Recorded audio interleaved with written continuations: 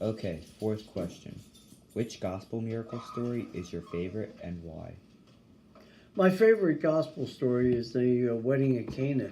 And the reason for that, it was Christ's beginning, and it was his opportunity to influence and to let his disciples see the powers that he possessed. If you look at the Jewish tradition, marriage was a very important event, and the guests were to be treated extremely well. Everything was to be at the top of the top drawer. Everything was to be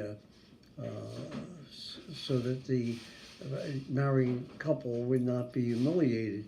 And in this particular case, they ran out of wine, and Mary says to Jesus, they ran out of wine, and he kind of says, "Well, what's that have to do with me?"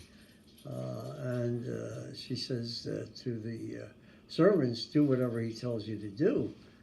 And they, at that point, fill the water, fill the jugs with water, and Christ turns the water into wine. And the steward immediately says that you have kept the best for last. But that's so important to me because, one, he shows his control over the physical elements. He changes water into wine. Later, he changes bread and wine into his body, body and blood. But he shows his control over physical elements.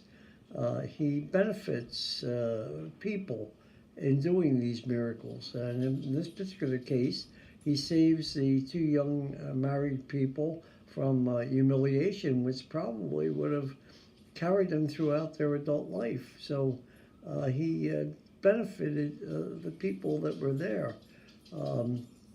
And what makes me very interested in this gospel is that it shows that God is interested in every aspect of our lives. What matters to us matters to God. So it doesn't matter how small that matter is. It doesn't have to be a major thing. That God is interested in everything that matters to us. And with that in mind, I feel that I can use my prayers when I have matters of concern, no matter how grave or how important they are. They're important to me, and I know in my heart they're important to God too.